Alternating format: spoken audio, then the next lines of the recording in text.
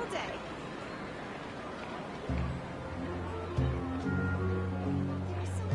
The desert's a tough adversary, but at least it doesn't hide anything. What you see is what you get, and whether you take on the challenge is entirely up to you.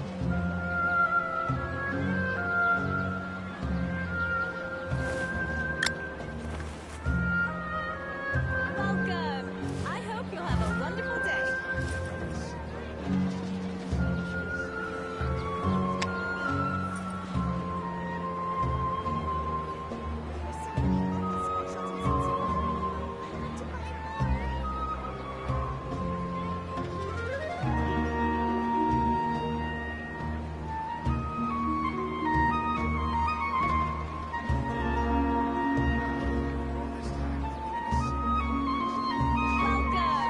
I hope you'll have a wonderful day.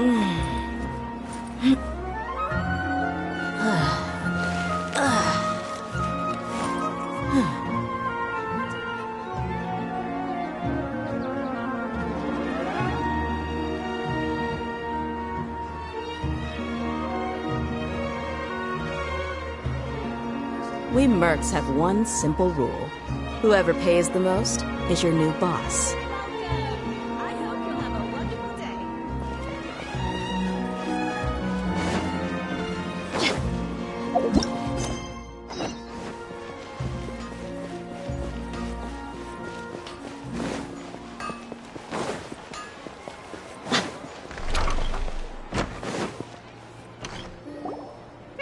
Paimon's trying to remember. What else did we put on our shopping list? Oh, what a mouth-watering smell. Paimon would know the aroma of biryani anywhere. Let's go get some. We can still add it to the list.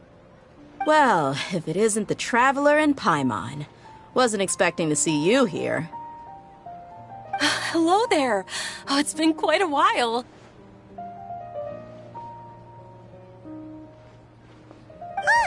So you two are still hanging out together. Dehya, didn't you say last time that you were gonna head back to the desert? I said I was going to resign from being her bodyguard, not that our friendship was over. We're still the best of friends. The Homayanis also still post jobs from time to time. Their pay is always generous, so me and the other mercs never pass them up. I told Dehya to just stay at our place when she took one of those jobs a few days ago. My parents were delighted. They even said that it always felt like we were missing someone whenever Dehya wasn't around. That sounds like something they would say, all right. They're always so welcoming. Anyway, the job is already taken care of, so I was gonna head back to the brigade as soon as I finished a little shopping. But the master kept insisting, and I ended up staying for another day. You can stay for as many days as you want, Dehya. Father hasn't even gotten around to treating you to his best dishes yet. You know I'm not the kind of person to stay put in one place like that, my lady. Don't worry, though. There'll always be next time. What? She said they'll treat you to the best dishes! Paimon can't believe you can still refuse that! But wait. Didn't you say last time that you would take me on a trip to the desert? Why don't you just take me with you today, when you leave? There are so many places I still haven't visited yet. I'm sorry, my lady, but no can do. There's still a few things I need to take care of back at the brigade. Besides, the desert hasn't exactly been the most peaceful place lately. Oh, come on. Not this again. That's also what you said last time and the time before that. I know, I'm sorry. Just give me some more time, and I promise I'll plan the best trip ever for you. All right, fine. To be perfectly honest, it's not that I wanted to go, it's more like I feel like something is off about you lately. Ever since you first set foot on the estate a few days ago, you've been acting anxious and even paranoid. Have you been delaying our trip because you've run into some kind of trouble? Nah, are you kidding? You're worrying too much. Would you swear on that?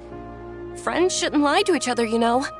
I wouldn't pry any further if you're willing to swear on what you just said.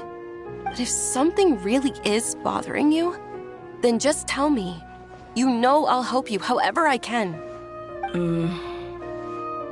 Oh, looks like Junior's was onto something. You're too perceptive, my lady. Seems I can't hide anything from you. I just thought that nothing good could come out of telling you about the messy happenings of mercenaries. Knowing too much only leads to more trouble. Mercenary life is a dog-eat-dog world where Mora reigns supreme. Everything operates on a completely different set of rules. That doesn't change anything about what I just said, though. We're still friends, and I can only support you if I understand what's bothering you. My lady, you're not gonna stop until you drag it out of me, are ya? All right, I'll share what I know. Let's go somewhere else first. This isn't exactly the best place for a discussion. Okay, let's talk here. Just try not to draw any extra attention. As you may already know, the Eremites have both a lot of mercenaries and a complex organizational structure.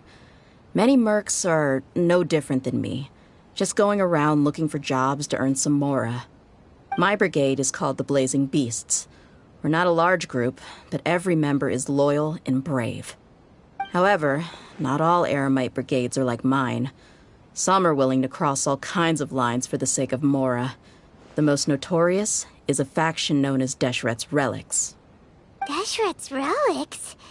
Judging from the name, they must really look up to... Yep, you got it. I've heard that you've already crossed paths with Ain al-Akmar. They're one of the groups under the Relic's banner. Oh, you mean the group that tried to sell us the Divine Knowledge Capsule?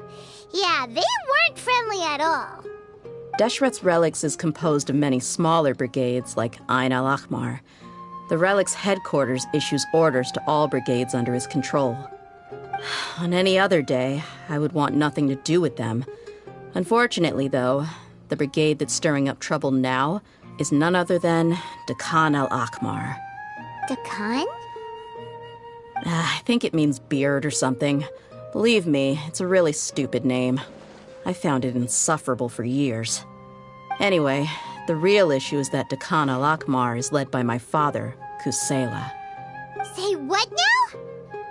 I think I'm starting to understand your anxiety now. But what did they do? I won't go into details, my lady, but they've been involved in a lot of violent incidents. We're talking hundreds. Hundreds? Yep. The scenes tend to be quite gruesome, too. They strip the victims of all their valuables before murdering them. Not only have they targeted merchant caravans and ordinary citizens, but other mercenary brigades as well. That's beyond terrible. They won't even spare their own kind. I don't know how Deshret's Relic sees it. All I do know is that Dehya al-Akmar has become more and more aggressive over the last few years. If I don't do something about them, then even my brigade or the people of Aru village could become their next target. I just wish I knew what's driven him to do this. Yeah. How can your father do such terrible things? I don't know. People change. He's always been pretty pathetic. But at least in the past, there were still a few lines that he wouldn't cross. That's setting the bar pretty low. I mean, if he was even remotely decent, then why would I have to leave the brigade and cut all ties with him? He was loud and foolish, with no real sense of purpose. Instead of doing anything useful, he spent most of his time drinking and chasing after women. Of course, the other brigade members were just like him. Their ruckus would go on night after night. Sounds like a nightmare. What about your mother? Did she ever step in to stop them? Unfortunately, I never knew my mother. I'm sorry, Dehya. I didn't know. It's all right, my lady. That's pretty common in mercenary circles. Didn't I mention that my father was chasing after women? I was the result of one of those encounters with some random person. He told me that he wasn't sure who my mother was. And in any case, she never came to see me. He'd say, "You'll be fine as long as you remember to stick with Dad." But even then, he left most of the parenting to the brigade. The one thing I do remember is that he used to tell me stories. But the problem was that he had terrible taste. He only knew a few stories, and even those tended to be pretty stale. They were tales of desert warriors defeating dragons in the forest, or stories of mercenaries rescuing princesses from rebel armies. Sounds like your typical fairy tales. More or less, yeah. They were interesting maybe the first or second time around, but after about 20 repeats, they started to get a little dull. He seemed to think those stories were the best things ever, though. He was so into them that he'd call the whole brigade over and make them perform the whole thing as a play. Even the toys he gave me would all be story props. I'd get helmets, shields, and toy swords. It was only much later when I realized that the shows were more for him than they ever were for me. What an interesting guy. Yeah, I've always found him pretty childish, but that was something I could just shrug off.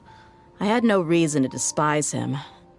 Until I grew up and learned the true face of Deshret's relics for myself.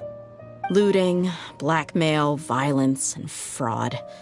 They not only accepted such heinous acts, they would even openly boast about them. No one in the brigade was any kind of hero. Instead, my father and his cronies were more like the bad guys that needed to be taken down.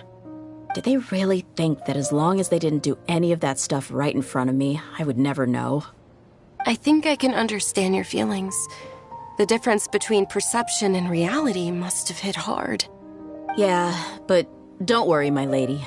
It's all water under the bridge to me now. I had a huge argument with my father and left that place behind for good. I'm not investigating them due to any bitter feelings I still have towards my father. I just want to protect those that are close to me.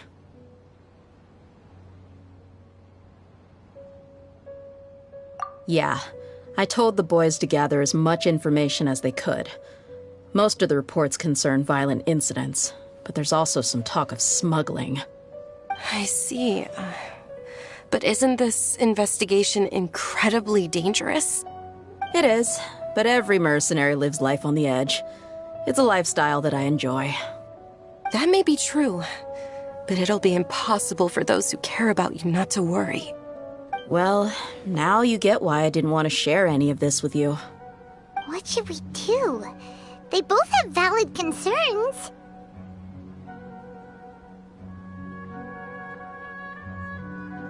Huh? But there's no need for you to get caught up in this mess, too. Well, he's super tough, so if he went into the desert with you, then Paimon bets the problem would be solved in no time. I'm inclined to agree. I'd feel a lot more at ease if you took him along to help.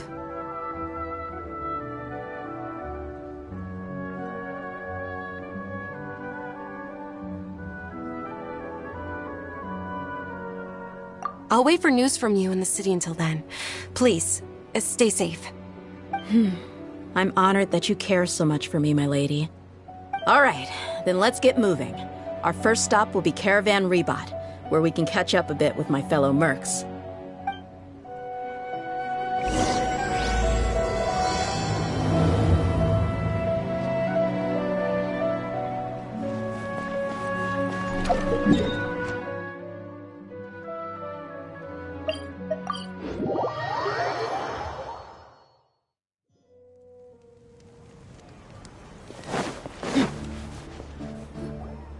Hey, Dehya, you're back. Are these two friends of yours?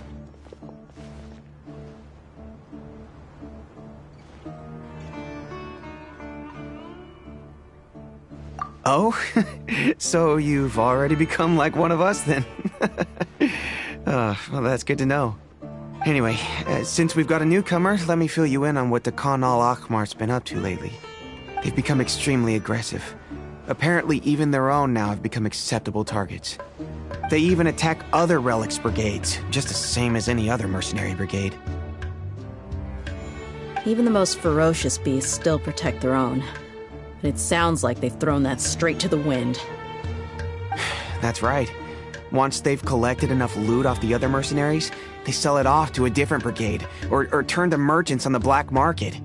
A portion of their profits is immediately exchanged for more food and weaponry to be used in their next violent operation. That's terrible!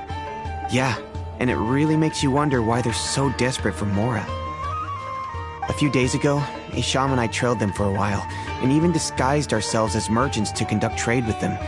We were able to learn a few things from the exchange. Rather than saying they're out to plunder and hoard Mora, it'd probably be more accurate to say that they're experiencing an internal power struggle. Wait, a power struggle? You heard me right. The vast majority of their victims are mercenaries from the other brigades of Deshret's relics. If their only goal is Mora, they could have gone after anybody. The targeted nature of their attacks points to a power struggle between the different brigades within the relics. That's the only plausible explanation we have. Unfortunately, we weren't able to find out anything more specific. It seems they're also trying to keep things under wraps. Oh, one last thing we discovered was that over the past few years, as the Khan al-Ahmar became more and more active, Deshret's relics as a whole became a lot weaker. It sounds mighty strange to me too. Harun, you can leave the rest of the investigation to us. Gotta say though, I didn't expect you to go on a whole undercover mission during the few days I was gone. Sounds like you were really putting your necks on the line, no? Nah, it was nothing. We're just as concerned about the situation as you are. The Khan al-Ahmar is your father's crew after all. What he said. Besides, Dehya, haven't you done more dangerous things than all of us combined? What we did is nothing compared to your experiences. Yeah. And while they went to talk with Khan al-Ahmar, I took a look at the last camp they attacked. Any survivors of the attack were already long gone. There was nothing of value left in the camp. Ah, Hisham and Khalaf. You're here too. We rushed over as soon as we saw you come into Caravan Ribat. Although this new friend of yours looks a little green behind the ears, I'm sensing a special vibe from him. Now that we know you'll have a capable partner with you, we can also rest easy. Hey, what about Paimon? Feel anything special? Oh, you're also planning to tag along with them? Of course! Paimon is the traveler's most important guide. Wherever he goes, Paimon will follow. Oh, in that case, then you'd better take care of her too, Dehya. Don't underestimate Paimon! Don't worry about her. She may look tiny and helpless, but she's been through just as many battles as the traveler here. Even if she had only survived on sheer luck, then that alone would still make her quite formidable. I had no idea. I guess I shouldn't judge by appearances. Oh, one other thing, Dehya. When you're free, why don't you update the deputy about your upcoming schedule? We held another recruitment event a few days ago, but everyone only came to see the Flame Main. You weren't around at the time, so people were pretty disappointed to only find our crew of rough, unkempt guys. The deputy put a lot of effort into the event, but it was basically for nothing. Only a few people chose to stay, and that really got to him. Sorry to hear that. I'll be sure to bring him some great liquor next time. I left in a hurry and I couldn't make it back in time for the event. Gotta admit, I can understand their disappointment, though. You're our brigade's main selling point, after all. Now, if only the deputy could figure out a way to bring a few more smoking hot members into our ranks. Keep dreaming. Remember the last time I invited a couple gals into the brigade? You all just froze up with your mouths gaping like a bunch of scarecrows. The awkward silence and weird expressions left quite the impression on them. They were originally interested in joining us, but after that, they both told me they were too uncomfortable to stick around. Hey, didn't we agree to never bring that up again? Huh? Wait, are you serious? Why have I never heard about this? I don't think you were part of the brigade yet. Are you kidding me? I missed a once-in-a-lifetime moment like that and you weren't even gonna tell me? All right. We can tell you about it later. Now's not the time. Hey, don't you try to change the subject. You and Hisham get your butts over here and tell me everything right now. Are they always like this? More or less. There aren't many rules or graces when it comes to mercenaries. We're used to just speaking our minds. If someone starts getting under your skin, you just yell right back at them. And if that doesn't put an end to it, then you just challenge them to a fight. But we also don't tend to take many things too seriously. Being direct and getting it all out of your system as soon as things come up is better than keeping everything bottled up, never talking about it. That's also why I never spare their feelings when I talk to them. If I want to laugh, I'll laugh. If I'm angry, then I'll unload on them. It's hard to stop once you get used to it. Though, I can never do that when I'm with the Homayanis. Hey, knuckleheads! Can you at least tell me the rest of the intel before you go back to your bickering? Yeah, you hear her, Holloff? Told you we gotta focus on the investigation first. I drew up a map. Right here's the spot. There you'll find the merchant caravan responsible for getting rid of Dekhan al-Akhmar's looted goods. All you gotta do is wait and ambush them in the evening. They'll have no idea what hit them. Perfect. Thanks for that. Be sure to pass my regards to everyone else in the brigade as well. Will do. You stay safe, Dehya.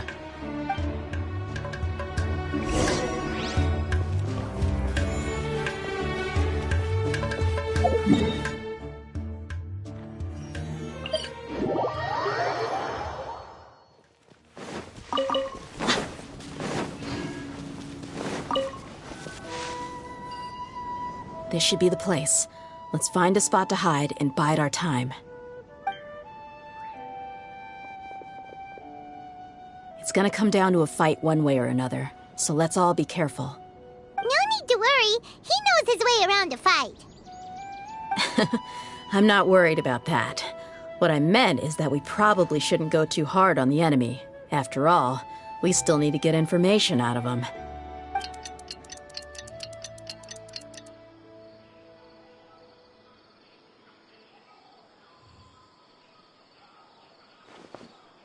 Here they come. You ready?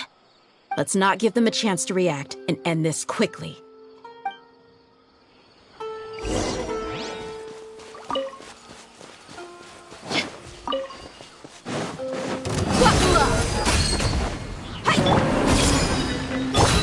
One with nature. You can't run! I'll be back.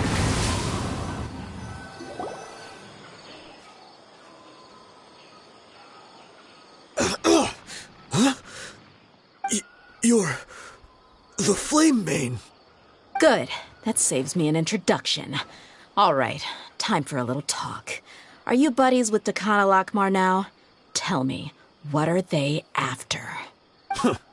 You know the code of being a mercenary just like everyone else. The first rule is to never divulge key information about our employer. What makes you think I'd talk? That might have worked on an amateur, but I know you're just looking to protect your reputation. Think about it, though. What's your reputation worth if you won't have the other tools you need to succeed in this line of work? Tools like, I don't know, your limbs or eyes? You've got 5 seconds. You might want to think twice about how much your employer's information is worth to you. Whoa! I'm not joking around. We can do this the easy way or the painful way. 2 seconds! I'll save you the trouble.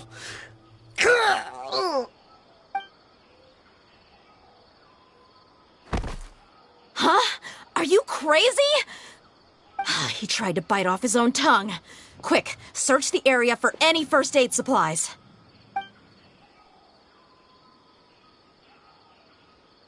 I definitely didn't expect him to go that far. Thankfully, the wound wasn't too deep, and he just passed out from the pain. But why would he be so extreme? I just wanted to test his mettle. You can get a lot of mercenaries to talk just by threatening them.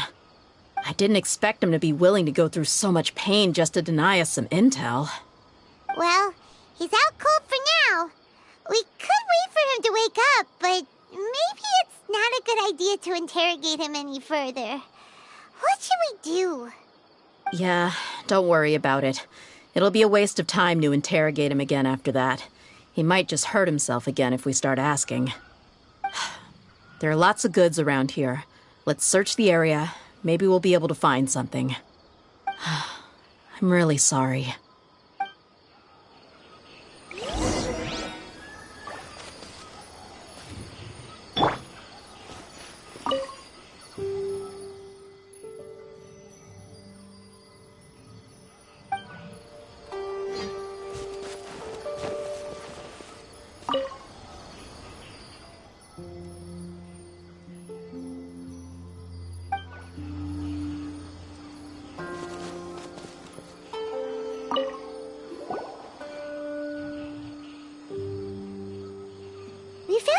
paper with a bunch of names on it.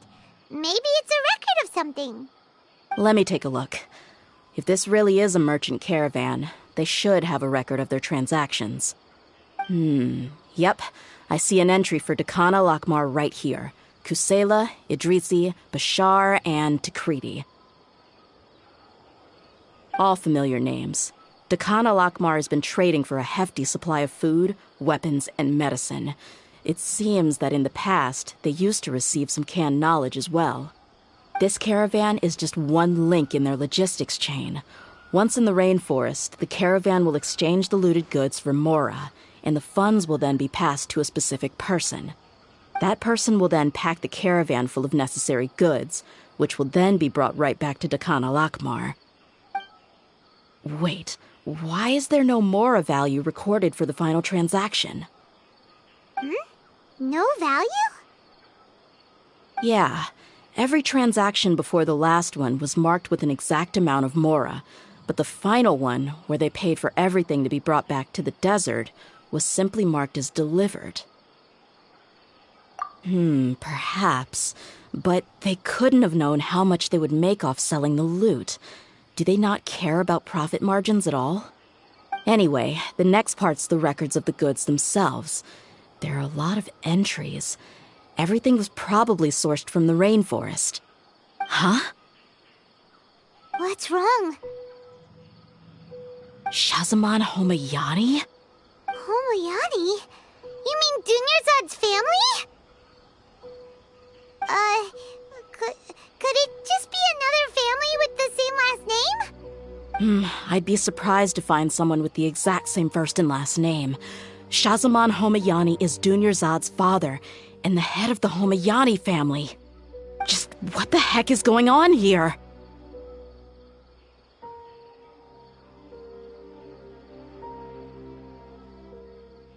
I'm sorry. You're right. I'll consider what we found and not jump to conclusions just yet. But what this piece of paper confirms is that the Homayani family has been providing goods to Dakana Lakmar. What if the Homayanis have been kept in the dark and don't know they've been trading with Dakana Lakmar? That's a possibility, but if that was the case, why is this caravan specifically named Shahzaman as their person of contact? They could have just as easily bought goods such as food and medicine directly from Caravan Ribat or Port Ormos.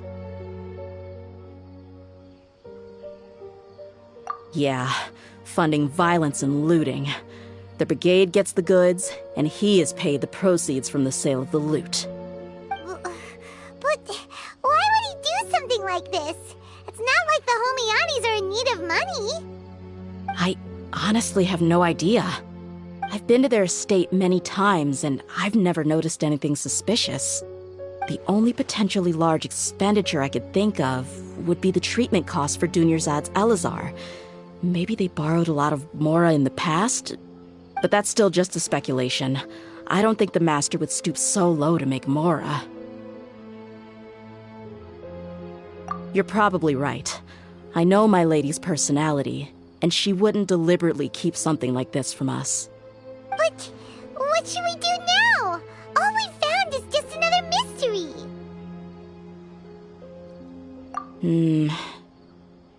If you ask me, we already have no choice but to confront her about this. I'm not worried. It's too early to make a verdict yet. I still have faith in the Homayanis. Let's go find my lady again. We'll tell her everything and see if she's willing to lend us her support. If we're lucky, we can not only figure out the mystery of this paper, but also follow the trail of breadcrumbs to the people responsible at Dakana Lakmar. Dehya, are you sure this is the best decision? What if instead of getting the help we need, we just end up revealing everything we've discovered to the enemy? I've considered that possibility, but even still, I want to tell her what we found. I think I owe her that much. True friendship is built on trust. She showed genuine concern for me when we first brought up the topic. I can't repay her kindness with doubt and suspicion. That's not how I deal with people. You're right. Paimon wants to trust Dunyarzad too. Yeah. Let's pay another visit to Sumeru City.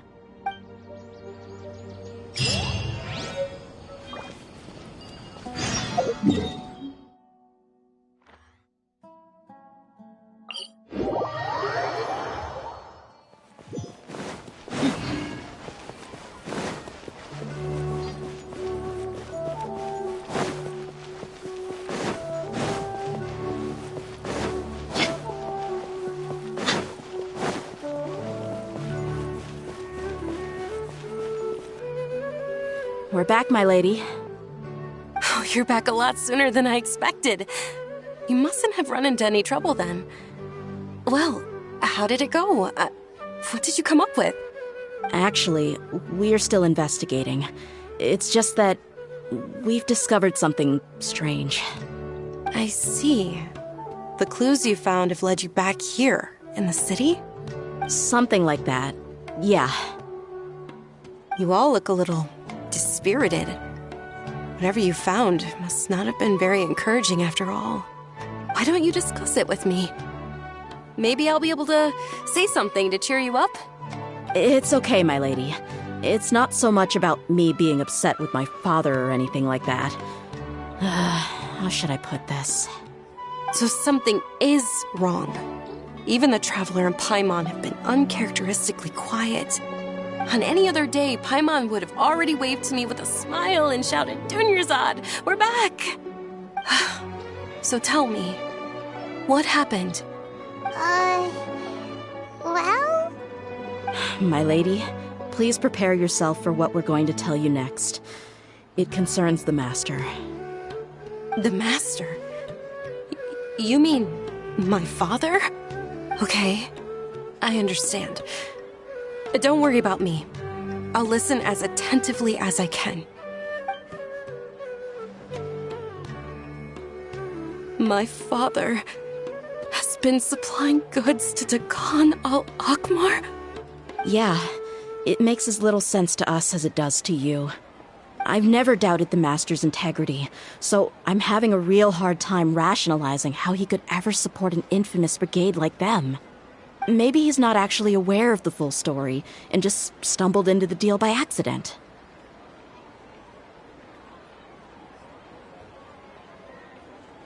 I can't help but agree with the Traveler.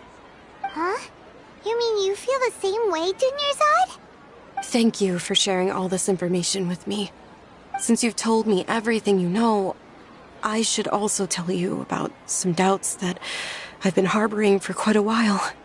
In the past, I thought that my father hired a bodyguard for me so that I wouldn't run away and get lost. However, there are plenty of capable mercenaries in the Corps of 30. Why did my father go out of his way to hire Dehya? About that. Well, the Homayanis really needed bodyguards, so they reached out to the Blazing Beasts. Later, the Master told me that I was one of the best mercenaries he'd ever seen, and that I should stick around to become one of his bodyguards. He offered me a pile of mora, so I just signed on. Well, but that didn't really answer my question. Just think about it. Why did my father specifically reach out to the Blazing Beasts? Maybe the Corps of 30 just didn't have anyone available, or maybe someone recommended us. I've never given it too much thought. I think I get what you're saying. You think none of this was a coincidence. Precisely. At first glance, nothing seems strange or out of place. But there are many parts of the story that don't actually make any sense. If my father had always been in contact with Dakan al-Akmar, then it would make sense for him to bring Dehya into our house. You mean the goal all along was to get Dehya to be your bodyguard? No, that's too much of a stretch. I cut all ties with my father a long time ago. He has no control over my life anymore.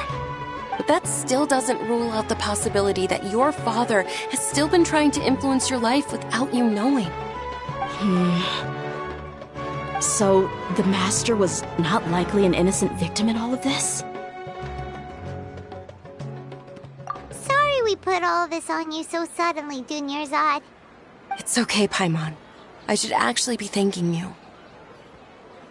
Regardless of his reasons, if my father has truly been funding a violent group of mercenaries, then it's my duty to bring him back to reason.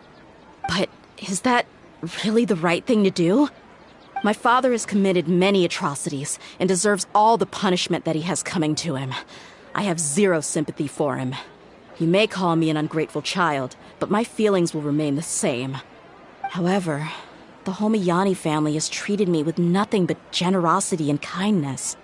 If we decide to investigate this further, we could end up implicating the entire Homiyani family. I would be biting the hand that's fed me over all these years. Dehya. It's all right, Dehya. If anyone were to ask, you could always just say that I'm the one who instructed you to get to the bottom of this. You don't have to do that, my lady. I'm not conflicted because I'm afraid of taking responsibility. Besides, you're the one we should all be worried about right now. Hey, it's still too early to give up hope. What was that thing about friendship again? Right, yeah, trust! You said that yourself, Dehya. Besides, there's no point on getting all riled up before we've confirmed all the facts. Thank you, everyone. That makes a lot of sense. I guess I should always remember the trust that I've placed in people. In which case, my lady, could you ask the master to come out and have a chat with us? Sure thing. I also hope he'll be able to give us a logical explanation. Let's meet at the usual place then.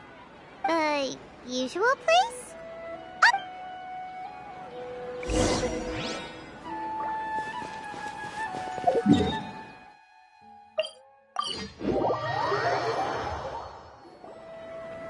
Thank you for coming, sir. Please allow me to introduce these two. This is the Traveler, and next to him is his travel companion, Paimon. Ah, yes, my daughter has mentioned them from time to time. It's a privilege to finally meet them in person.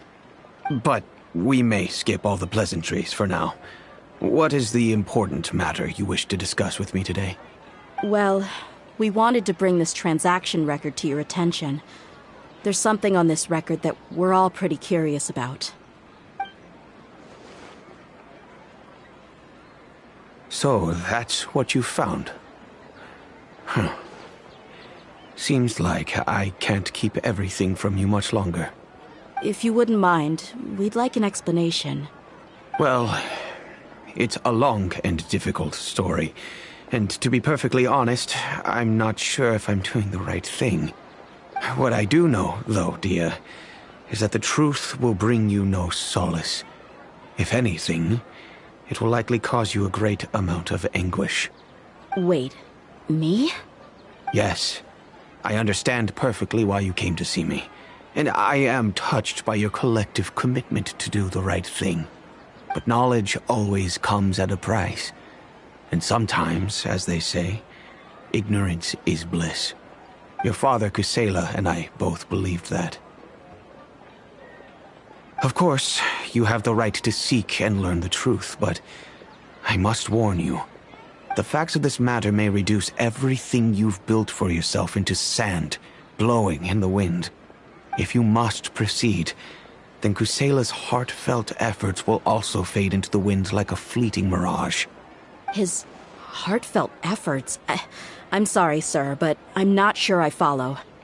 I've made it this far in life without a single drop of my father's support. I have my own ideals and ways of looking at the world, as well as people and causes that I've chosen to cherish and fight for. None of these things have anything to do with him. I came here today to support you as the head of the Homiyani family. No warning will change my stance on that. I understand. Then let me tell you a little story. Our family once needed to take a trip to the desert when Dunyarzad was just a baby. Along the way, we were attacked by bandits. They had superior numbers and quickly overpowered our bodyguards. When all seemed lost, a group of passerby Eremites lent us their support. Those Eremites were Kusela's brigade, Dekan al-Ahmar. Kusela's men told me that the attackers were Eremite mercenaries, just like themselves. I was shocked. Why would Dekan al-Ahmar go so far to save us and not spare the fellow Eremites? Kusela was grinning and walked over to play with baby Dunyarzad. She was startled by his unfamiliar face and nearly started crying. Really? I never knew. He said that he had no particular reason to help us. He just took pity on us because he had a daughter about the same age. We started talking about our children, and I sensed that he was a devoted father. To repay his kindness, I hired his brigade to help out at our estate for a time and offered everyone generous remuneration. So, that's what happened. It was many years before I saw him again. I almost didn't recognize him the next time he came knocking on my door.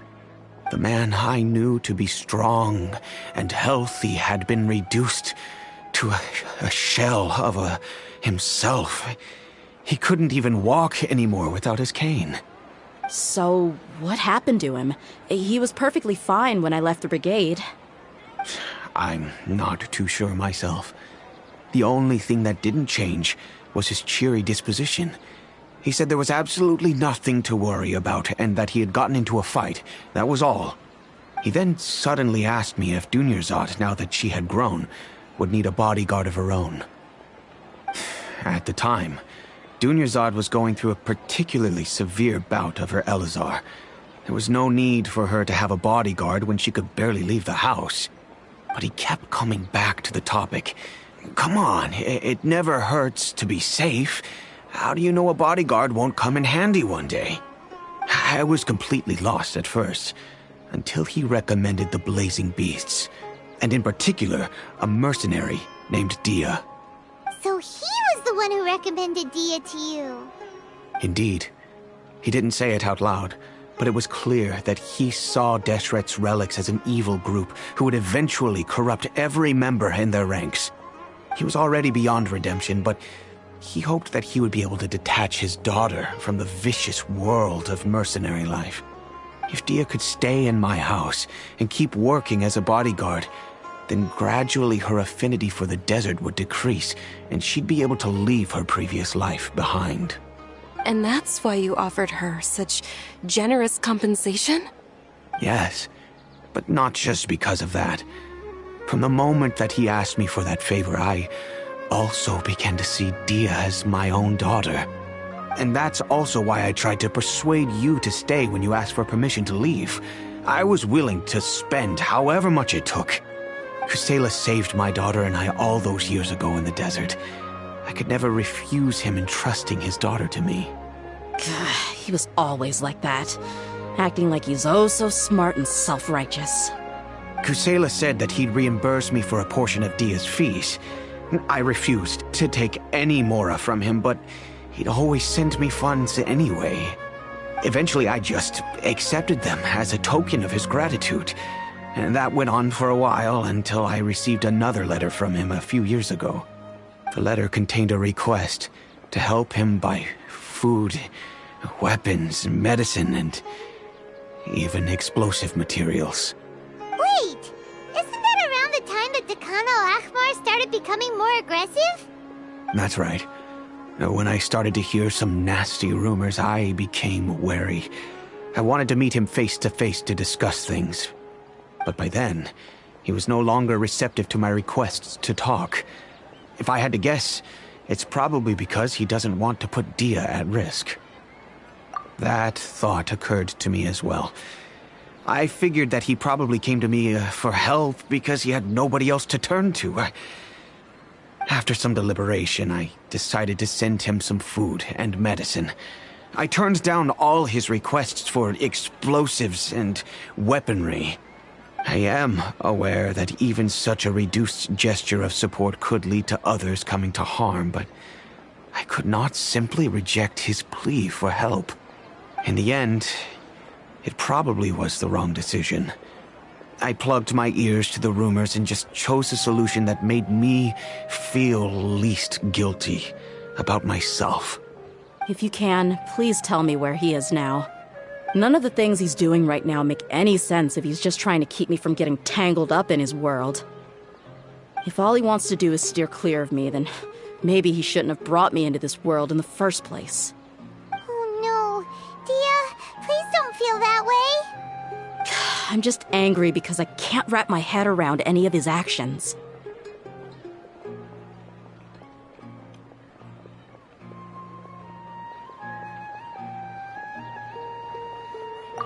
I don't know.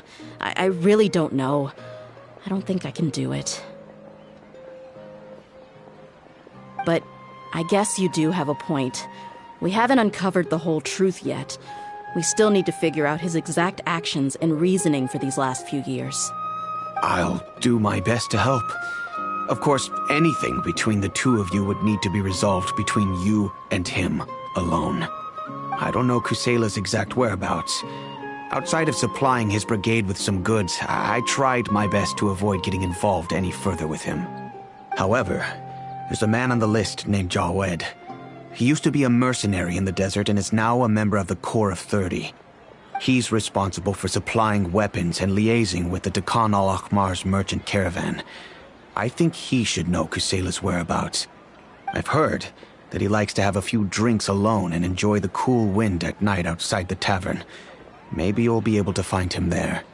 Understood. Thank you, sir. Then I guess this is bye for now, unless... I'll stay and be with my father here. To be honest, I'm still a little dazed and haven't finished processing everything quite yet. My father has indeed done something wrong, but if I think about it, I'm also not sure if there was a right way to handle this problem. I feel like our only course of action is to turn everything we know over to the Corps of 30 and let them render judgment. Yes. I am prepared to accept whatever verdict they choose. It's time to face my mistakes.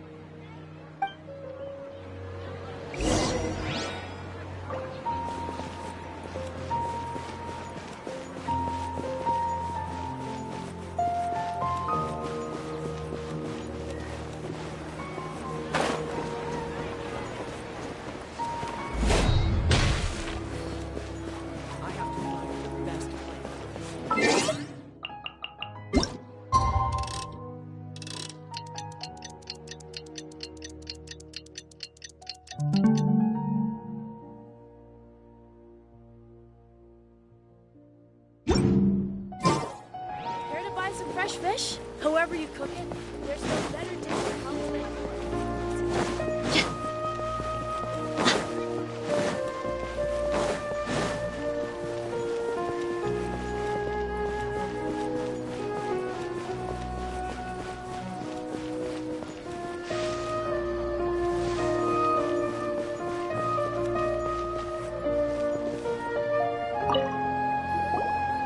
Huh? Who are you guys? I know what you've been up to. Smuggling weapons to violent brigades in the desert while working for the Corps? Pretty bold, if you ask me. Shh. Keep your voice down. How do you know all that? Come with me. We should take this elsewhere. I'll be happy to talk things over once we're somewhere private.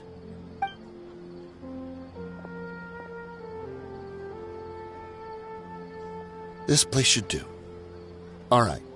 Back to my question. How did you all know about me? Don't worry about that for now. You know what kind of punishment you'll face once we report you to the Corps, I assume. Wait. There's no need to jump the gun. Let's talk this out. What are your terms?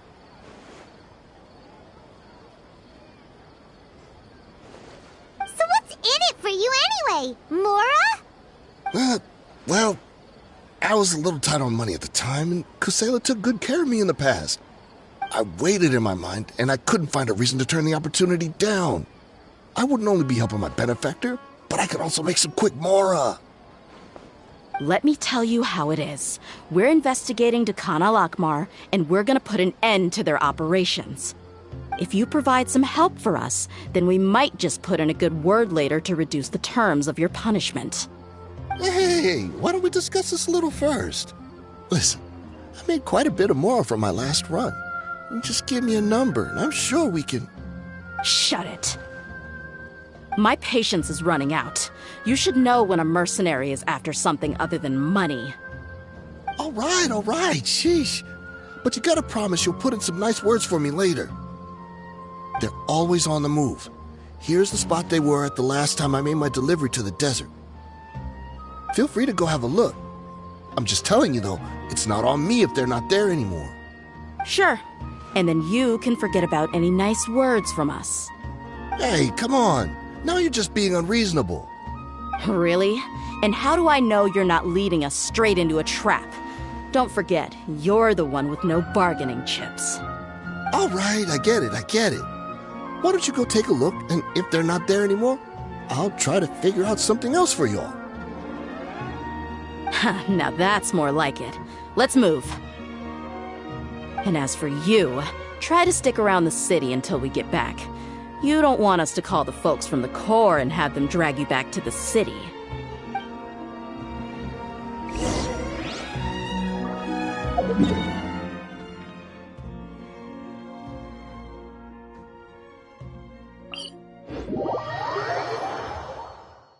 Stay close. No going off on your own. The desert doesn't take prisoners.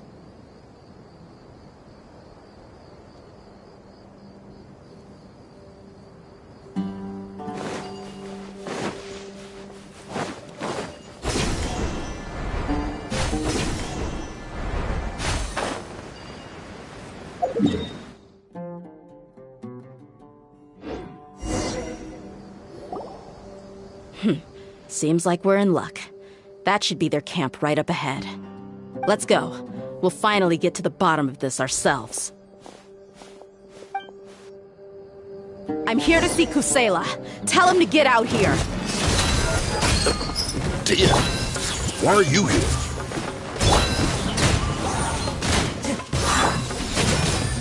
Haven't you all done enough?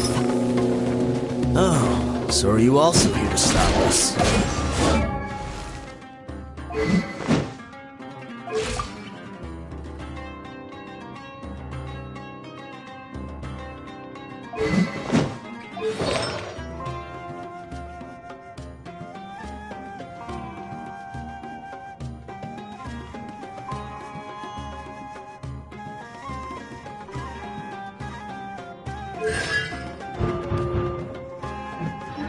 You ain't messing around! Stay out of this. It's got nothing to do with you.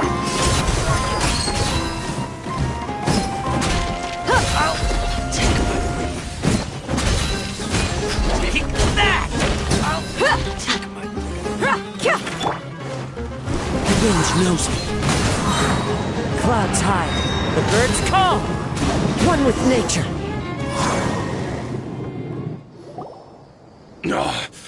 She's so strong. Enough fighting. We all know each other, and I don't want to take things too far. Just bring Kusela to me. There's no use hiding him anymore. Did you understand a single word I just said? Or do I need to bash your skull in some more? All right, everyone, let's all just calm down for a second. Dehya, the boss can't come out and see you anymore. He died a long time ago. What? Seems like you've been out of the loop for a while. Guess that's for the best, though. At least, that's what the old man wanted. When did he die? What happened to him? A few years ago, Kusela broke up Dakan al-Ahmar and went to the Deshret's Relics headquarters by himself. So is that when you guys started acting up? We would prefer to call it taking revenge. Every last person in Deshret's Relics must pay in blood for what they did. Let me start from the beginning. Dehya, do you know how the head of the Relics maintained order internally? Overwhelming strength and unquestionable authority? Those were a part of it, yes. But just those on their own weren't enough. They had another tool at their disposal. They called it a person's record. Regardless of whether they joined by their own will or were coerced, every person in Deshret's Relics were forced to leave a record of themselves at headquarters. Whether it be their deepest sin, some unforgivable act, or their most immoral exploit, the record served both as a symbol of loyalty and the perfect material for blackmail. That's precisely it. Every one of us have a record. Me, Bashar, Tikriti, and all the boys who grew up with Dehya and ended up joining our ranks. But you, Dehya, You were never asked to provide a record, were you? I never even knew this was a requirement. You were probably the only person in all of Deshret's relics who didn't know about it. Ever since you were born, Boss had been trying to shield you from this organization's sinister rules. Not only that, but he also banned all of us from committing any nefarious acts. He said he'd take care of the dues we had to pay regularly to headquarters. But in the end, he was just an ordinary person. What could he do? He was forced to go to headquarters again and again to account for missed dues and incomplete records. He'd come up with all kinds of excuses and get beaten up as a result. We all knew he was doing that for you. He wanted to get you out of this world, no matter what it took. And that's why he became a shell of himself and couldn't walk without a cane. Wait, but that doesn't make any sense. I didn't know about any of this, and I'd never seen him get injured or beaten. Because you were too young at the time. How would you ever tell between wounds from a beating and wounds from battle? When you left home after that final argument with him, he seemed to age by a decade overnight. Even his hair went gray. So, even the blazing beasts were... Yep. It was all his doing. Had he not arranged them to come to you, you probably would have been reduced to a pulp before you ever left the desert. A few years ago, Boss said he needed to make another trip to headquarters. He was already pretty weak then, and we all assumed he was going to get beaten again. I suggested that he hand the role of leadership over to me, but he said there was no longer any need, since the Khan al-Ahmar would soon be no more. His words made no sense to me, but that night, we heard that a massive fire tore through headquarters and razed everyone's records to ash. Everyone gained their freedom that night. Many members fled, not just from our ranks, but from the other brigades as well.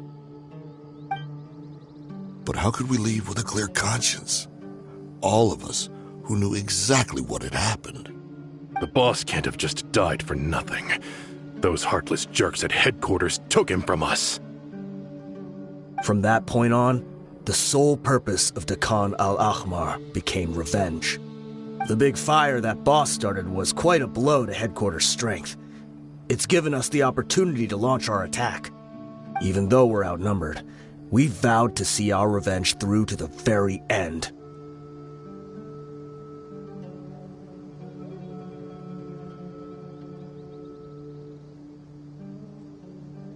There were people from headquarters who changed their names and went into hiding. Some fled to other brigades, and others escaped to the rainforest. But we won't let any of them escape our wrath. They'll all pay for what they've done. We've suffered plenty of losses as well. To keep going, we need an enormous amount of supplies, from food and medicine to weaponry and explosives. All we can do is exchange our loot from Mora, and then use that to get supplies. We forged Boss's handwriting and sent out many letters to his former friends. Thankfully, many people were willing to come to our aid.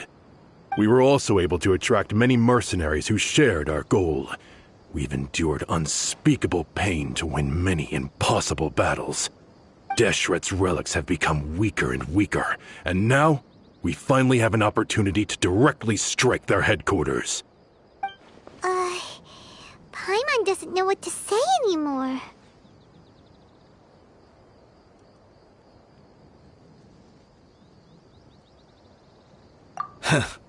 We do know right from wrong, but we were sinners from the very beginning. We do not deserve the freedom that the boss won for us with his life. Boss always loved his old-fashioned hero stories. Those tales about sacrificing yourself to save the world. We used to always laugh at him for it. But in the end, he really went and lived those stories out himself. As for me, I never considered myself a hero. We're all the lowest of the low. We have no right to even imagine such an existence. But maybe those hero stories he liked foreshadowed everything that was to come. The spirit of the hero touched all those he had saved, and more people joined his cause. Maybe we were all just acting along with the play in the beginning. But as we acted the parts and recited the lines, we were drawn in. And now, we want to see the story through to the end. I'm sorry, Dehya. I know you always found us insufferable ever since you were young. Just think of this as a madman ranting. I'll go with you. Huh? Dehya? You want to go with them? I grew up with these guys, and I know they're not bad people. It's just that some situations get so bad that it's difficult to tell good from evil. All I know is that Deshret's relics must be destroyed. Furthermore, I want to go see the place for myself. I want to know if my father is still there. I know you don't want to get involved in this, so there's no need for you to tag along. I can do this on my own.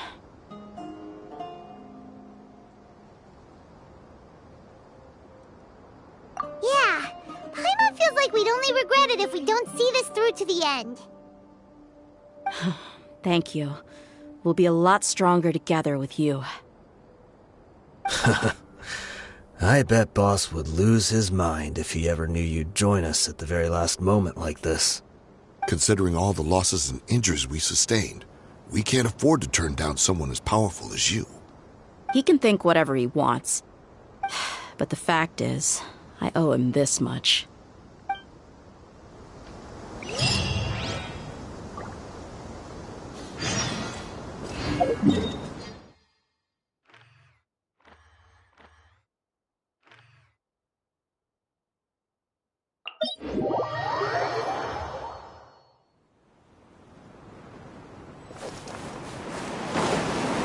Follow the wind.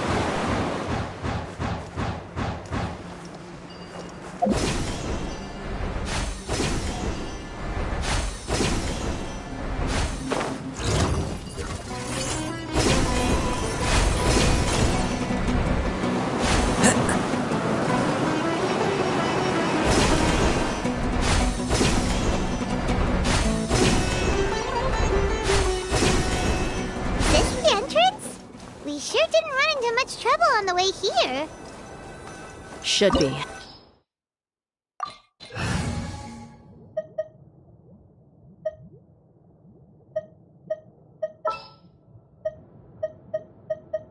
Very well. I shall put my official duties to one side for the moment.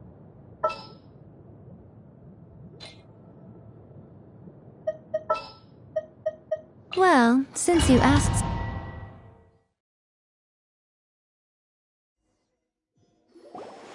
Wow.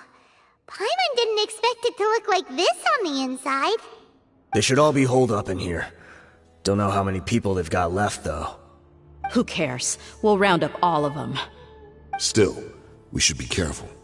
Even if they've only got one shot left, it could still take us out.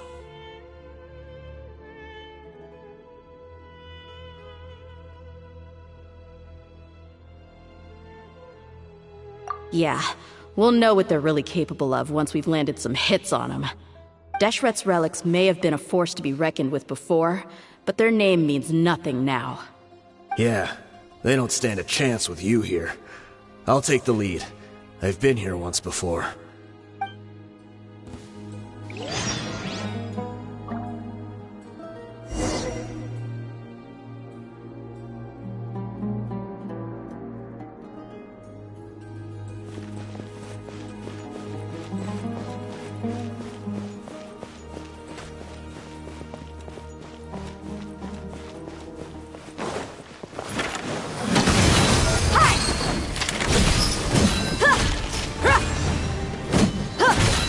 Come on out, right now.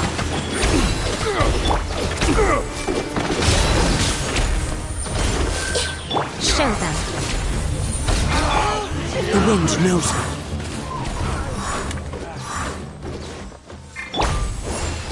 Buckle up! Ha!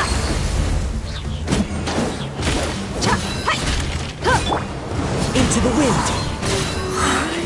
As one with wind and cloud. The wind knows me. Lucky today. Everyone hold hands. Kamisato Suyu! You asked for it. I'm getting sick of this game.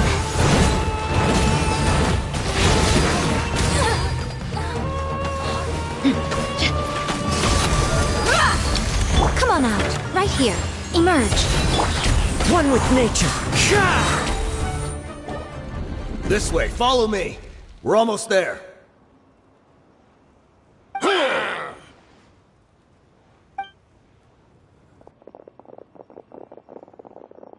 Wait! They went charging ahead without checking for any traps! Hey, you guys okay? It seems like we just got trapped in here. Don't think we triggered anything else. Watch out, the enemy's coming from ahead. Well, now that things have come to this, seems we'll have to fight our way through. Don't worry about us. We knew something like this could happen. Go and take a look around. There could still be another way through. Let's go! We can't let the boss down!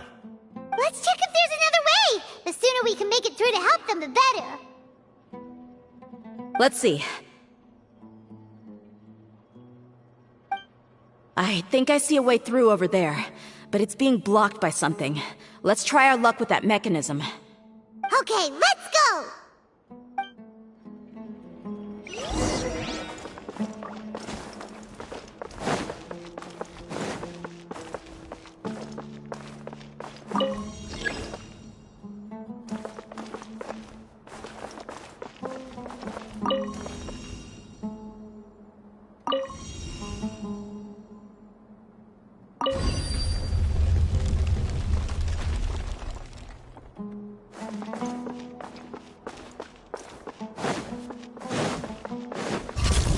Wind strategy. Let's get it on!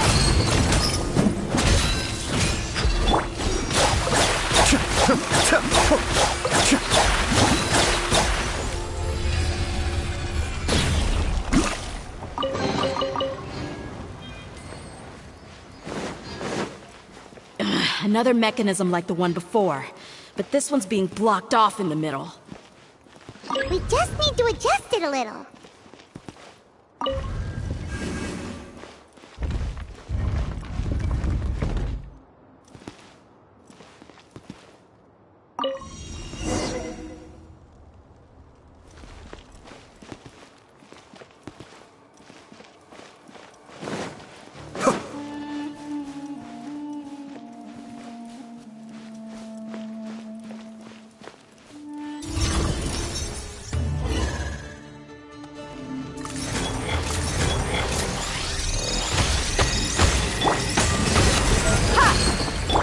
The wind knows me. Cascade!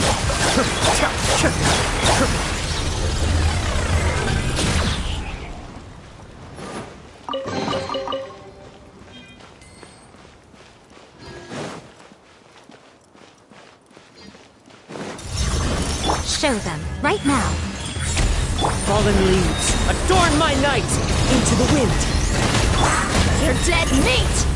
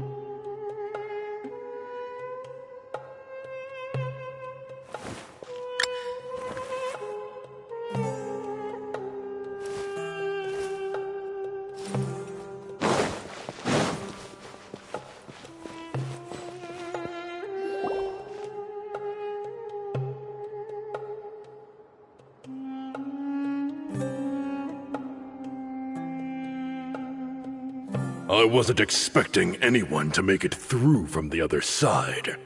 But as a desert dweller, I suppose we should be used to our folks defying all expectations. Don't waste your breath. You have nowhere to run. Run? Had I wanted to run, I would have fled 1,000 times already. I witnessed the golden age of Deshret's relics. Even if I could leave this place behind, all that awaits me now are endless days of humiliation and ruin. Even now, my brothers and I still believe in one thing. The greatest should never live to remember their fall. So you want to go out in a blaze of glory? Let us draw our weapons! We will show them the true power King Deshret bestowed upon his followers. They are but two, while we hold within ourselves the entirety of the relic's glory. Wave 1, charge! Eliminate them!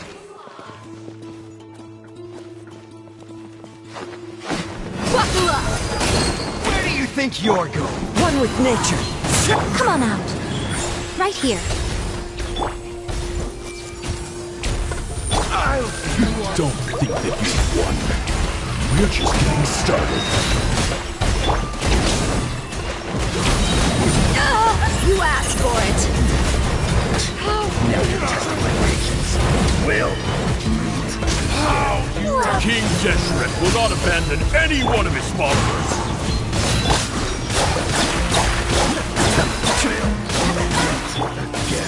I'm sure of it. Right now. Kamisato Art. Brothers! This is where we prove our faith. You all just want to die?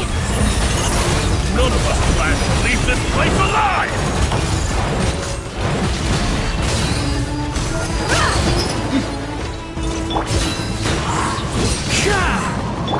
Memory. The golden slumber. The commander has finally fallen. But they're still coming at us! This place is like a gladiator's ring. They just keep coming no matter how many we beat! Yes, keep fighting! There's no need to fear, and no need to back down! This is our last stand! When the next wave comes, try to draw away their attacks. I'm going to see if I can take out that high platform.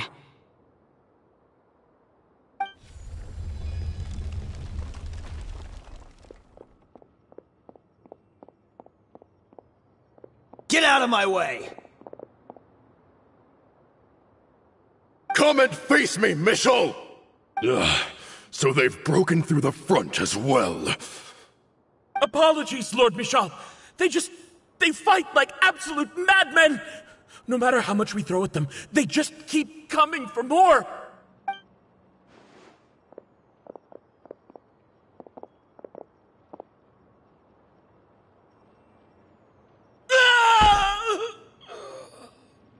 So, it would seem like this is the end.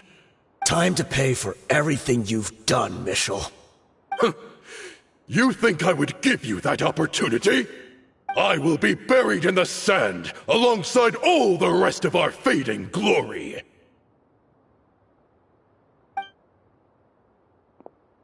Hey, wait!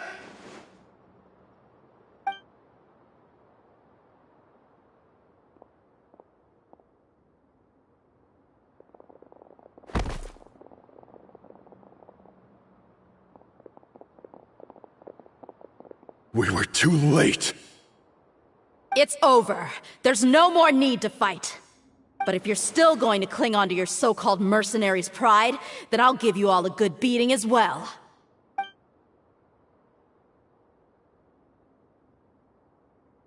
Hey, Dehya! I found the mechanism. I'll get you all back up here right away. Let's go.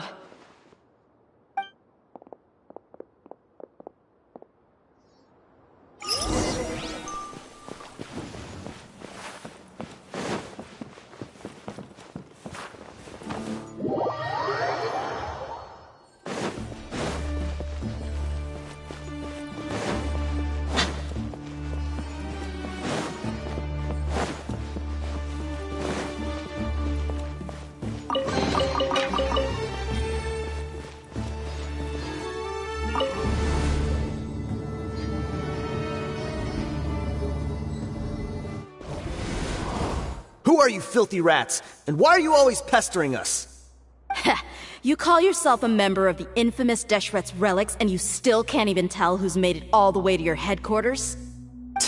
Who knows what intent a bunch of rats may have? We try to catch a couple, and you all just show up on the other side instead. How are we supposed to figure out what you're after? Hey, have you ever heard of a man by the name of Kusela? Why would I know? It's not like I'm in charge or anything. This is your last chance to talk. Hey, I said I don't know anything. I'm just an average member here. I'm telling the truth. If you're here to find someone, why don't you look through the records yourselves? Who can remember every name and face with so many people coming in and out every day? The irony. His life became a light for so many, yet to others, it wasn't even worth remembering. Where's the records room? Answer me! It's right over there. All the files are in there. You can go through them as much as you want. It's not like any of them still matter anyway. I mean the old records room. The old records room? You mean, the one that got burned down? Kusela. Ah, yeah, I remember him now. The guy who could hardly walk. Watch your mouth! That's our boss you're talking about. He was definitely faking it. We all let our guard down as soon as we saw him come hobbling in. But in the short time it supposedly took him to take a dump, he'd already gotten away and started a fire in the records room. He couldn't have possibly outrun us if he wasn't a fraud. And after that, Deshret's relics fell into complete disarray. Stop wasting our time. Every one of us here is perfectly aware of what he had done. Tell me, where is the old records room? It's just over there. Go see it for yourself if it means that much to you. There's nothing left in there but ashes. No human could ever survive that kind of inferno. Bashar, Tikriti, let's go. We'll leave the others here to guard these guys. Spare them no mercy if they try anything.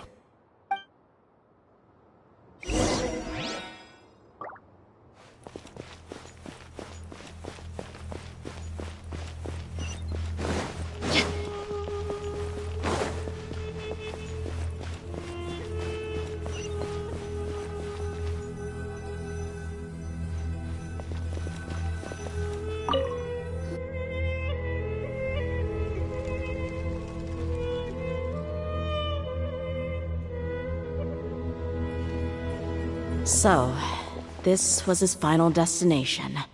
How did he do it? Getting past all the guards with a limp and sneaking in here to start a fire? If he was nimble enough to do that, then he must have been able to get out of here after starting the fire, right? Dehya. I'm sorry. I know it's just wishful thinking. Let's look around. Maybe we can find something that's been left behind.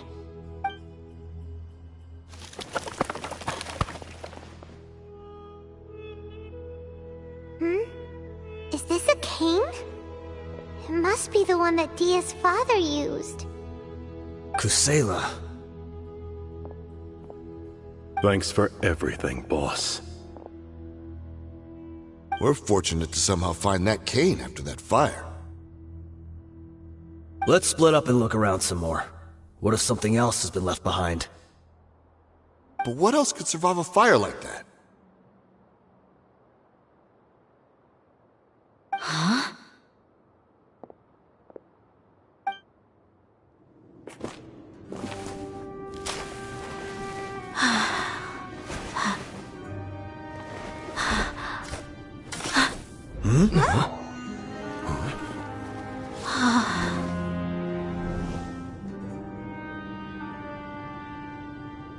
Thought so. Wait! Isn't that the toy sword you played with as a child?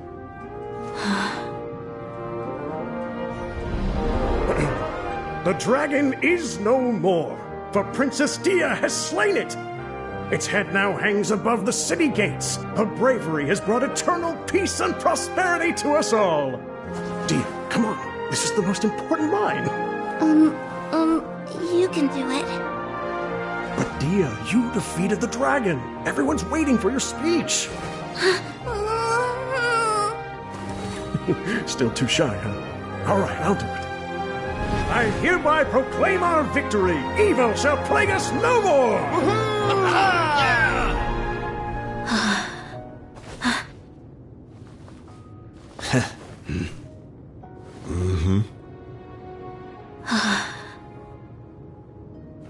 I hereby proclaim our victory.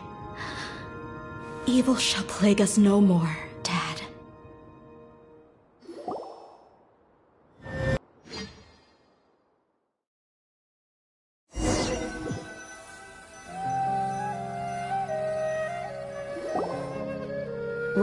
What's this?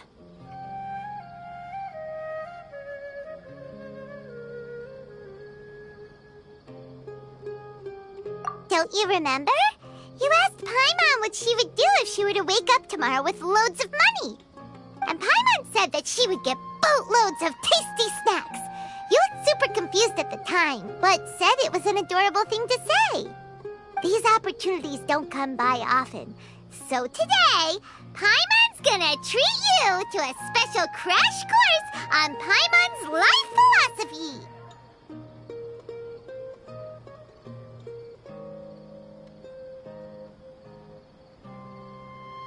Hey, come on! Paimon's not that stingy. Anyway, the point is that you should eat to your heart's content. You'll feel better for sure once you've gotten something in your tummy. Junior Azad will also be here shortly. She's already heard that we're back. Aw, thanks, you two. Honestly, this is very unlike me. I just had a lot on my mind on our way back, so I didn't know what to say. My chest was filled with all kinds of intense emotions. They just shook me even more than all the feelings we've shared during our previous adventures. But when everything came to an end, those emotions also vanished without a trace, and I was left feeling more empty than ever before. It was as if I'd lost the thing that was most important to me. Yeah, you're right. To many mercenaries, Mora is the most important thing in the world. But perhaps to us, it's the most worthless thing of all. Idrisi and the others all used to say that they would quit if there was no Mora to be had. But when it came to avenging my father, there was no Mora to be made anywhere. My reality shattered when I found out that the father who always told me hero stories was in fact a bad guy. But look at me now. Am I any different?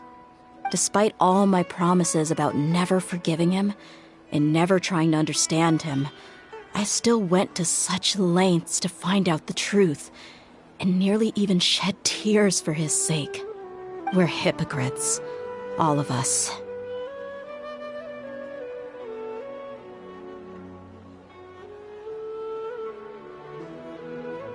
Yeah, you're right. It's just a pity that we often only recognize our true feelings after it's already too late. You're back!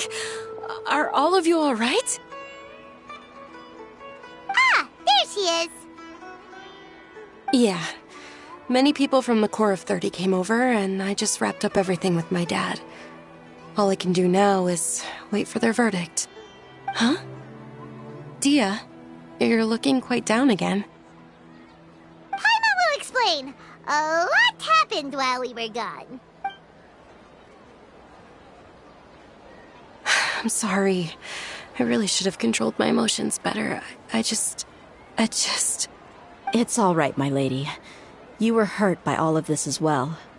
Truth be told, I'm starting to feel a little guilty watching you cry like this. Dehya, your pain must be even worse. You shouldn't need to comfort me. Hey, don't worry about me. If anything, this whole thing has finally shown me the difference between illusion and reality. My father probably thought that people could settle into new lives as long as they moved to a new environment. That thought has even crossed my mind a few times. It's like saying, what's wrong with adapting to a new life? However, there was always something deep within my mind that refused to accept it. This impulse brought me great turmoil, and even made me feel ashamed for turning my back on your father's kindness. But now that I consider it again, It all makes sense. The desert sands are a part of who I am, and I will never be able to lead a peaceful existence. I understand how you feel. That doesn't mean I won't be making any changes to my life, though. As an example, I'm now thinking about taking on some small odd jobs. It's just like Idrisi said. I also want to catch up to my father and become a character in his play. Even if the ending of the story may be childish and ridiculous, it won't really matter.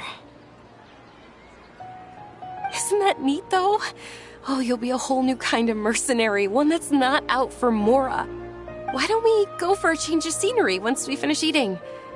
What about stopping by the Grand Bazaar again? Right. You said you wanted to get a rug for your family. We'll come along too.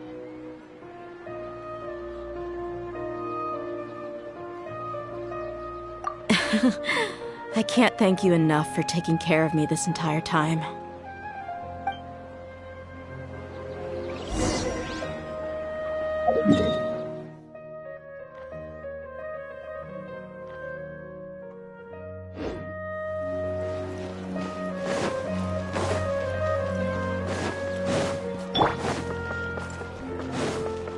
Time to go.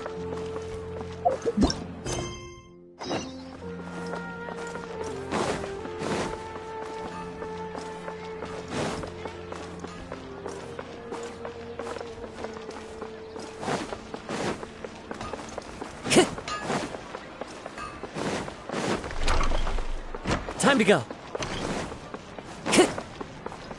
Time to go. Oh, this rug here is quite something. The craftsmanship is exquisite, and the fabric is also of high quality. Ah, here you are. Finally, I found you. Hey! Aren't you that mercenary who bit his tongue? You can still talk? Wait, are you here to take revenge on us? What are you talking about? Do I look like I could take you all in a fight? I just came here to give you something. I'll be on my way to give myself up to the Corps after this. Once I woke up, I hurried to the Khan al-Ahmar's camp, hoping to alert them to your presence. But when I got there, I found no one except the members who were still too injured to move. Ah, so you probably got there after us. Yeah, they told me that they had exacted their revenge, and everyone had turned themselves in to the authorities. Even that last camp was not going to last for much longer. I had joined the cause to repay an old favor from Kusela. Now that everyone's already turned themselves in, I might as well do the same. One of the injured members gave this box to me, and told me that it contained some of the old man's last possessions. Everything left in the camp will get confiscated, so I figured I should get this to you before the Corps could get their hands on it. Thank you. No worries. We are all just living our own truths. There's no need to comment or judge anyone for it. So this box contains everything that Dia's father left behind. Huh. It feels lighter than expected. Well, back in the day, the first thing he did with any Mora was spend it on things like drinks and meat. But let's see what's inside. What's this? It's just a bunch of junk. It kinda stinks. Perhaps it's just been left unopened for too long. A handwritten copy of a storybook. The paper's already yellowed, and it looks like it's about to fall apart. It was against the Academia's rules to possess books for personal use. If he was going to break that rule, he could have at least copied something useful. That probably means this was really important to him. And here are a few bags of children's snacks. The packaging's completely deteriorated. Maybe that's where the smell was coming from. Did he get those for you? Yeah, but here's the thing, though. Even when I was a child, I was never a fan of these kinds of snacks. He'd always say that he got them for me, but in the end, he always ate more than I ever did. Who even leaves snacks in a box like this anyway? Isn't that just common sense? Forget it. Let me see what else is in here. A razor, some buttons, some round iron tiles, a wooden toy puppet, a wool scarf, which from the looks of it probably belonged to a woman, and a hair clip? Why are these things here? I'm suddenly feeling a little scared. I'm sorry, my lady, but this is just the kind of man he was. He probably saw this box as some kind of personal trash heap and dumped any and everything in there. 2 empty liquor bottles. Tell me, you guys, are these the kinds of things that a normal person would leave behind?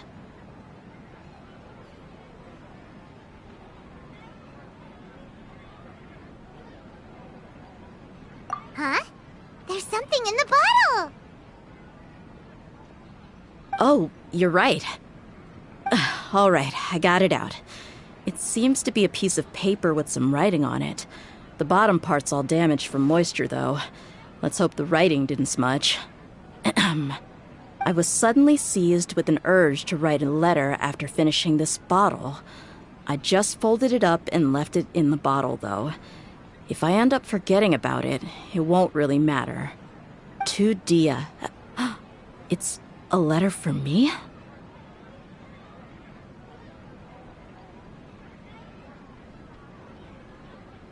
It's all right. I'll just read it out. If he went to the trouble of writing a letter, there must have been some important things that he wanted to say. Or at least record down. My condition's becoming worse and worse. Can't even walk without a cane anymore, much less go out and have fun.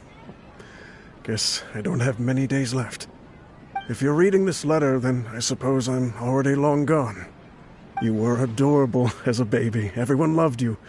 And regardless of whether you were crying or laughing, everyone enjoyed having you in the group. But once you grew a bit older, you were no longer nearly as happy or cute. It's probably Idrisi's fault. He was never up to any good. Can you believe this guy? He can point the finger at himself. Anyway, back to the point. To summarize, I'm writing this so you would know not to feel sad for me, even if you end up finding out the truth. The reason being that I was never your father to begin with. Wait, what? Surely, he must be joking, right? I don't know. I was quite formidable when I was young, and 100 times cooler than some so-called flame main. Really felt like the whole world was under my feet. With just a teeny tiny bit of effort, I felt I could rule over the entire desert. But as fate would have it, I went out into the desert for a drink one day and discovered a baby in the sands. It was you. You were just lying there, small and helpless. You were so tiny that if the wind blew for just a little while longer, you would have been buried forever. But your cries were so loud they made my head hurt. Now that I think of it, you really were a bundle of energy. Sounds like he's serious. I told Idrisi and the others that I had slipped up with a woman while out and about. None of them even doubted me. I'm sorry that I had to lie to them for so long, but I really had no other choice. I was their most esteemed leader, after all. It's not like I could just tell them that I suddenly wanted to play at being a father. At this rate, I'll puke up all the liquor I just drank from this bottle. Anyway, Dehya, you possess the kind of freedom and kindness that we could only dream of. As far as how you should live your life, that'll be up to you to decide. That's the end of the letter. In the end, he was still thinking of me as a little child. I suppose, or I would have suffocated under the sand a long time ago. He was a good father to you. The fact that he wasn't a blood relative doesn't change that. Yeah. It's just a pity that we had to learn the truth of everything like this. Do you already have some ideas about the decision that he wanted you to make? I do. If he first found me alone in the sands, then I want to try my hand at finding the person who abandoned me. I just have one wish. To tell them a story. That there once existed a childish and foolish jerk with a heart of gold. And that only under his care was I able to grow and mature into the person I am today. If you end up finding any leads, can you share them with us? We go on adventures all the time. Maybe we'll be able to find some information for you. Sure, I appreciate it. I wasn't expecting you to be so enthusiastic. I'll help too. Thank you. All of you. Thank you so much. My life has certainly had its twists and turns, but I've always considered myself lucky. Because no matter where I've gone, I've always been surrounded by incredible kindness.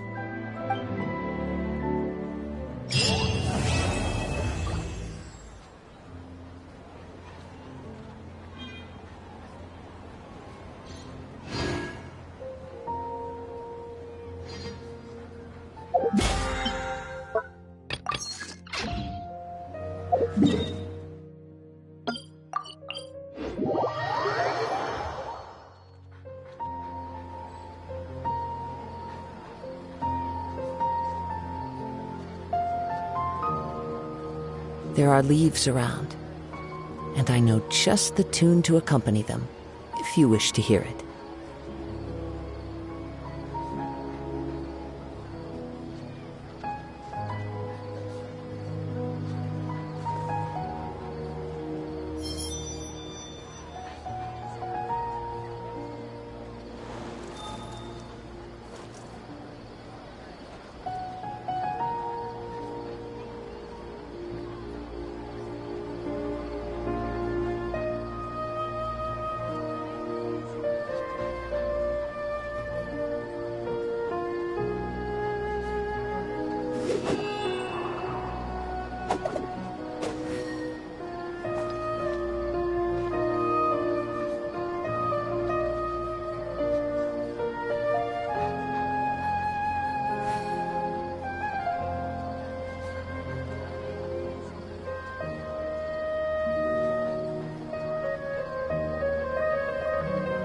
This scenery is wonderful. Surely enough to convince anyone to become a wanderer.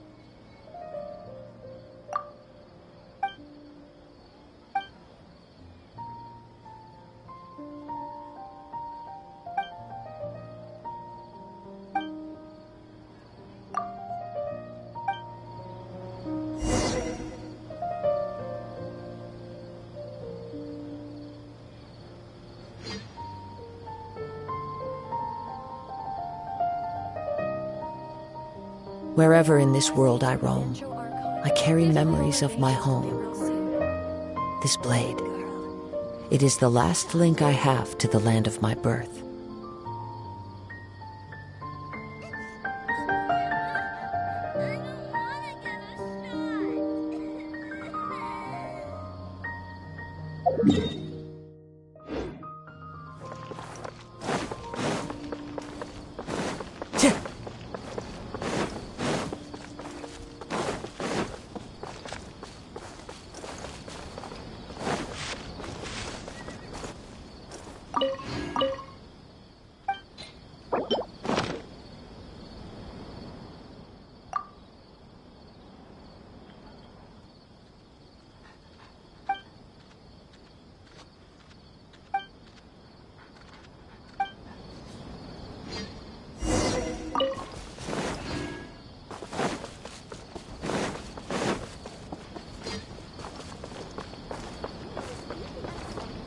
Time to go.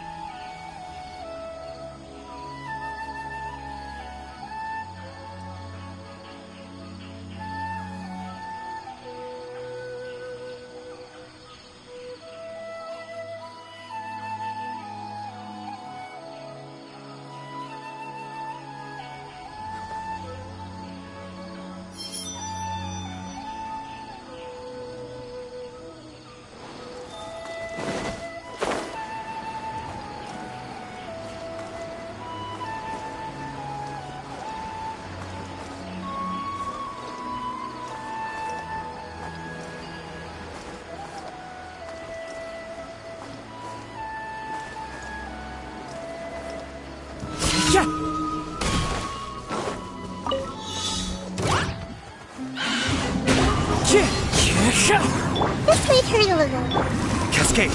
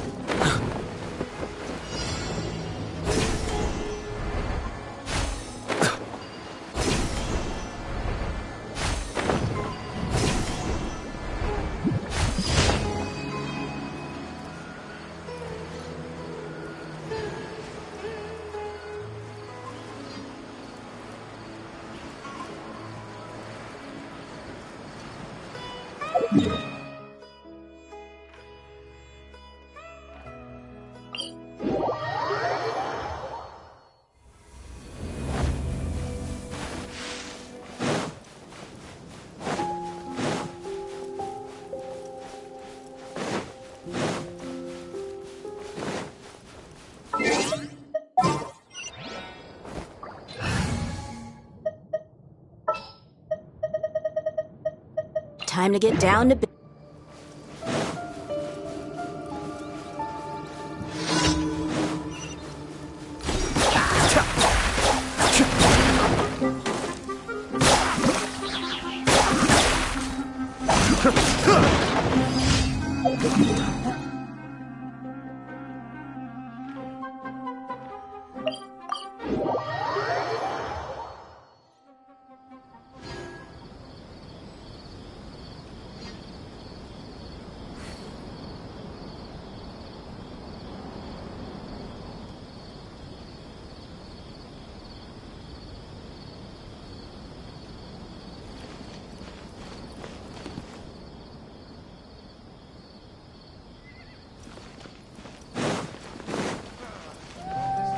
Ad Astra.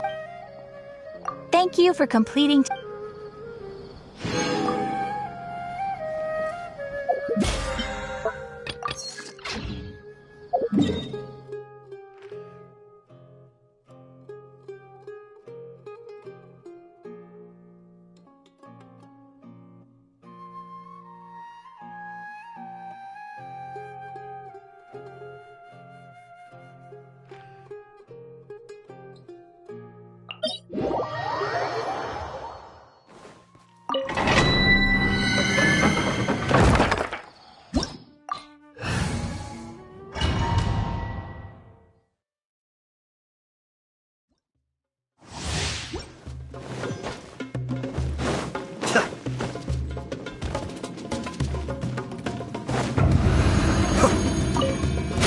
You are not welcome here.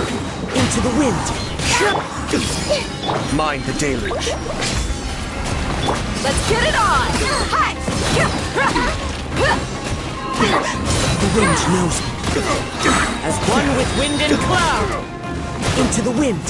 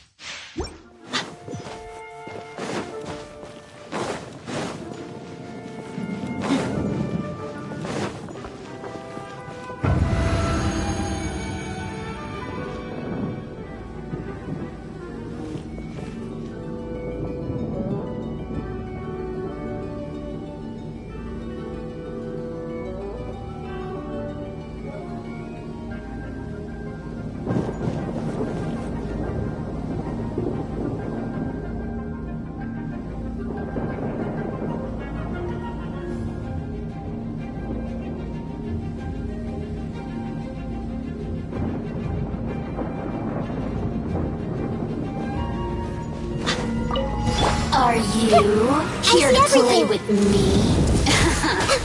Let me amuse me. Cascade!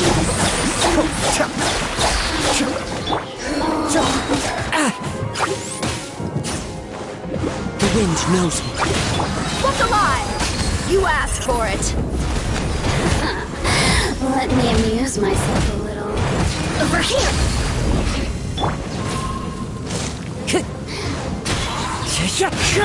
Committed to memory. Be still. Look at me.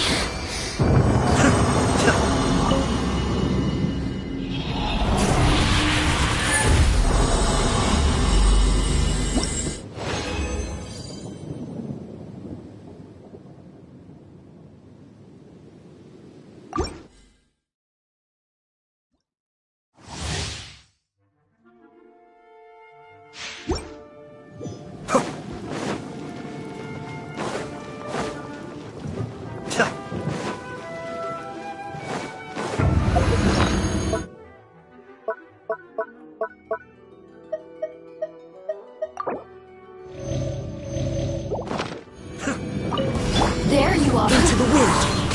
Fallen leaves, adorn my night. One with nature. Kamisato Ari. Suiyu. Into the wind. Let's get it on! Yeah! The more look at me.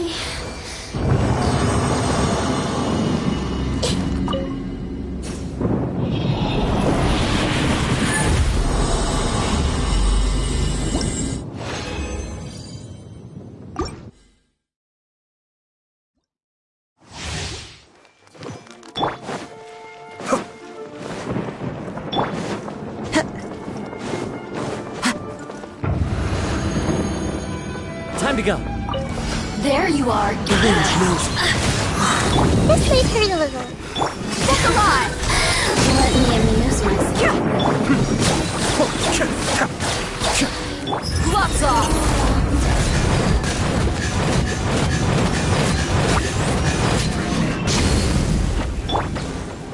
Into the wind. Everyone hold hands. Here to play with me. Clouds high. The birds call. One with nature. Be still. Over here.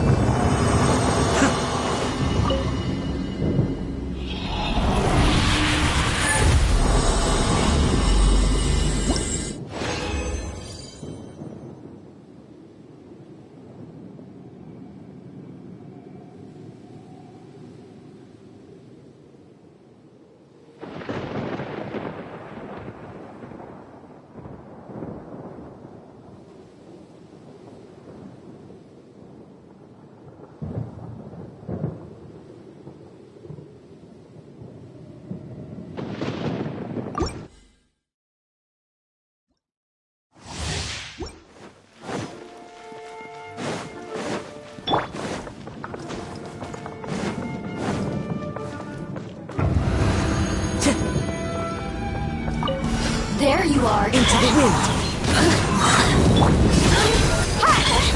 As one with wind and cloud. One with nature.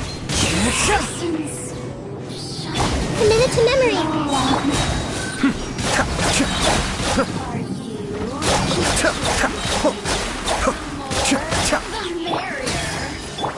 The wind knows me.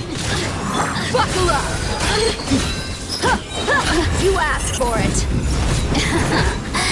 Let me amuse myself.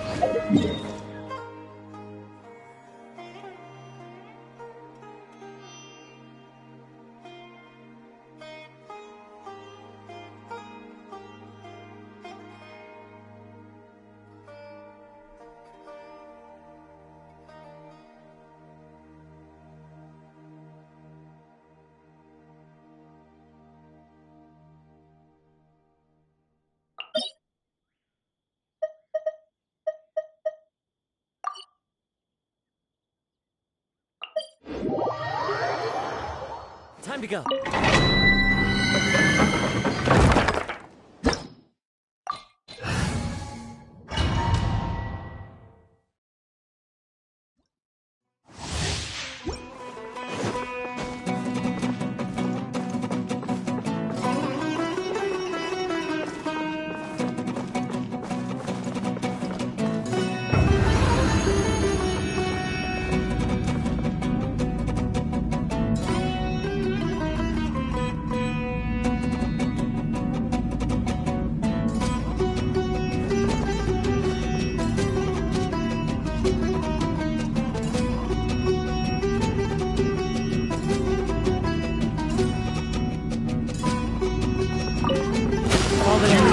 Adorn my night! Grow! Be still. I'm getting Now you're Let's get it on! Mind the daily sentence now! One with nature.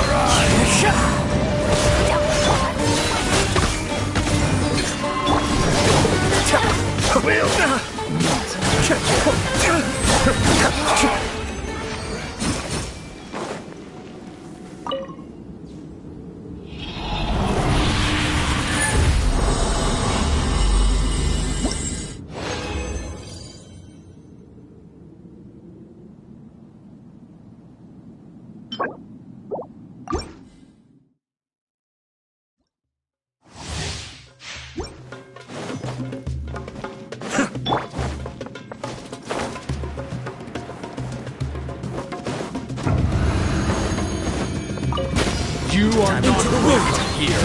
Committed to memory.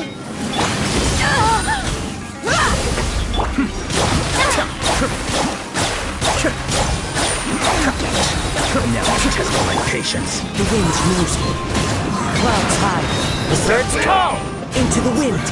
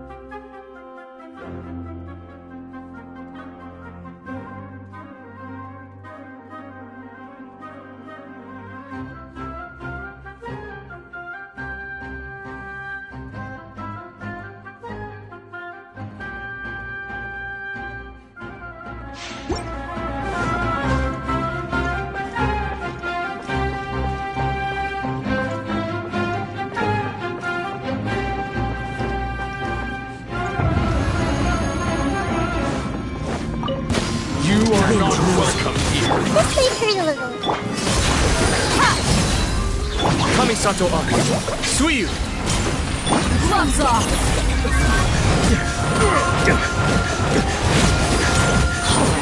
Playtime's over. Committed to memory. Now you're One with testing my nature. patience. As one with wind and cloud. We'll meet again.